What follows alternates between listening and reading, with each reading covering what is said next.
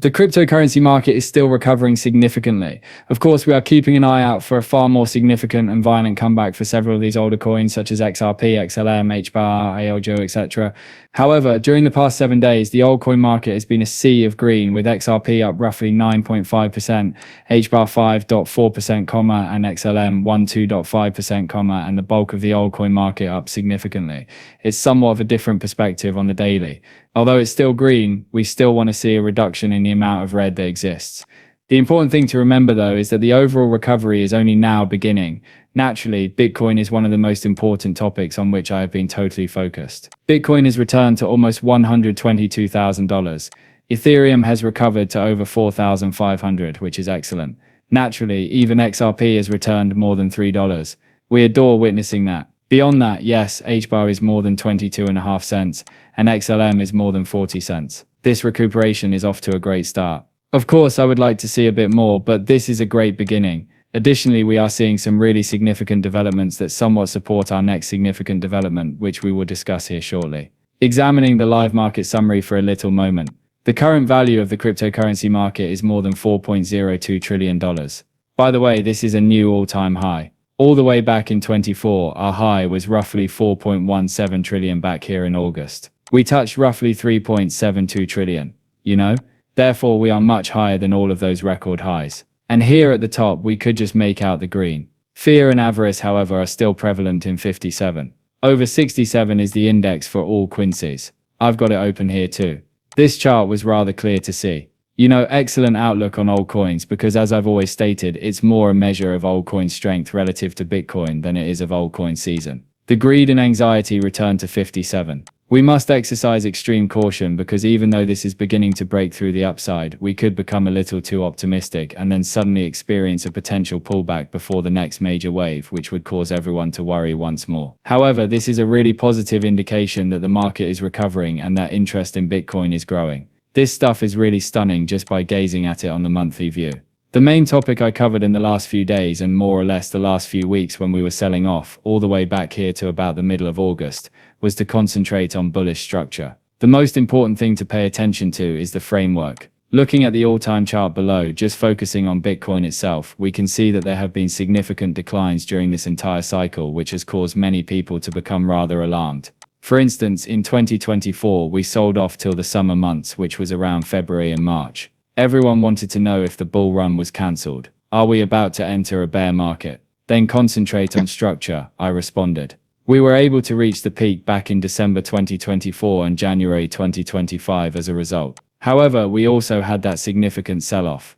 Oh, everyone said, is this it? Are we going to sell off? For example, are the bear markets about to begin? Bullish structure is your friend once more. Next comes the significant upward surge. Then there is this small sell-off. And once more, if you look at this view, the tiny sell-off was virtually nothing. However, if we focus on just 1 year, this was a good little sell-off. As a result, it immediately sold off into the high demand areas for returning in May. The bullish structure was the key though. Focus on these lows, isn't that right? If we're looking at Bitcoin right now on this daily perspective over the past couple of huge upgrades that I've been promoting, you know, we've reached our lowest point. On the chart, this was the lowest position. Compared to our previous lows, this one was lower. And then we made this low over here, which honestly would have been the big signal for us to turn bearish. Alright, if this had been a decline from the previous lows, I would have been turning bearish on this chart, but we held this bullish signal, and then we added our high, which we needed to break over. On Wednesday, we achieved a higher high, which enabled us to push to these highs up here. At this point, the main focus is that we haven't yet to create a higher high based on those August highs.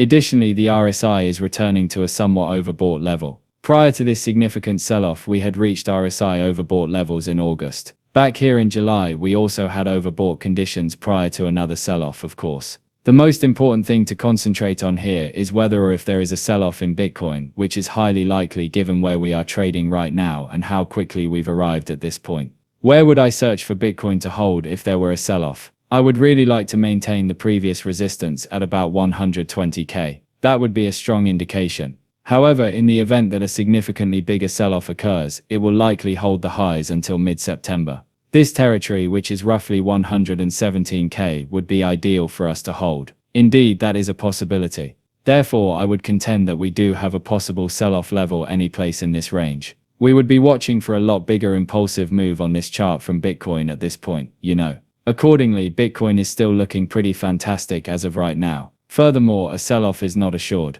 When considering longer timescales, we may be able to prevent a sell-off entirely and simply keep the price of Bitcoin rising. On the upper temporal structure, we haven't yet reached overbought territory, you know. We recently broke through the weekly moving average, which may signal much more significant price movement for Bitcoin. Additionally, I simply gave a brief overview of the monthly to a few individuals. Oh well, you know, you don't think that Bitcoin is going to top out, they were saying. I don't think so. If we examine past cycles, we can see them on this chart, correct? We could see the peak of Bitcoin. In 2021, for instance, I would contend that we ought to have exited the market sometime in April or early May of that year. RSI was overcooked to a great extent. It was the same here in 2017. Once more, Bitcoin is in overdone territory and is in a fantastic exit around old currency. We had the same configuration and overheated RSI as early as 2013. I firmly believe that RSI can rise significantly here at this time. We might hit about 87 or so, you know. However, I'm hoping that RSI will peak into this level, which is incredibly overbought. At that point, Bitcoin should reach its peak. Around that time, altcoins should also reach their peak. Naturally, alt season hasn't arrived yet, and that is something that many people are rather worried about. Before we enter that overbought area, alt season will arrive. Therefore, we don't need to worry about that. We don't need to worry about anything. However, since we were examining it on a daily basis, we are also examining it on a weekly basis. The higher lows are more noticeable on this chart. Additionally, a weekly close at the highest points on this chart in history is 2 days or 48 hours away. And if Bitcoin closes above this 120k barrier, it will instantly rise to 130k or higher, which should significantly impact the rest of the market. Are we now discussing the remainder of the market? Ethereum doing admirably. We reached roughly 4,600. Here we still have to flesh out Ethereum a little bit. Yes, there was a lower low on this chart. From those lows, we didn't actually build a higher low structure. In order to establish a higher low structure, I would contend that we might have a potential sell-off on Ethereum. We should continue rising to a new all-time high if the structure is positive. XRP, on the other hand, is somewhat different, isn't it?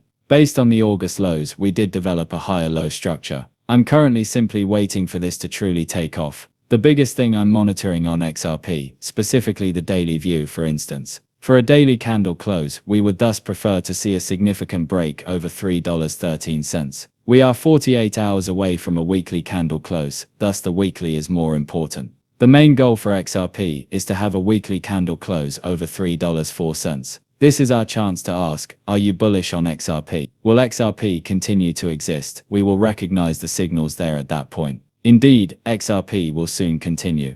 Thus, I'm keeping a closer eye on XRP in anticipation of the weekly candle close. I will update you all. Additionally, we should have a lot more prices to work with on Sunday, so I'm sure I'll make a film on the market. The total just broke to 4.14 trillion though, and when I look at the rest of the market, I simply feel like this market is going to keep rising. We did reach a peak of approximately 4.2 trillion. On the chart, this is a new all-time high. We also recently emerged from this wedge. The weekly moving average had recently broken above, and this indicates that guess what? The sum will soon continue to rise sharply. This structure is quite bullish, and it is also being examined on a monthly basis. Once more, it is likely that everyone can watch this as well. Simply wait for our side to peak if you truly want to be confident that you are selling at a favorable moment in this market. April of 2021 is seen here. Indeed, our side did reach its zenith in April.